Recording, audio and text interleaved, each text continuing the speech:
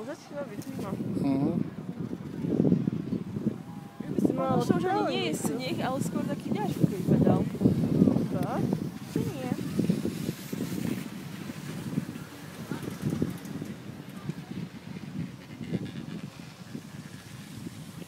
Však mne prsty zamrznú.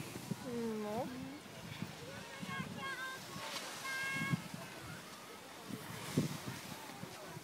Ako keby sa ochladilo. V tom čipe písali, že existujú také rukavice. Čo máte na dotykové obrazovky. Také vodivé.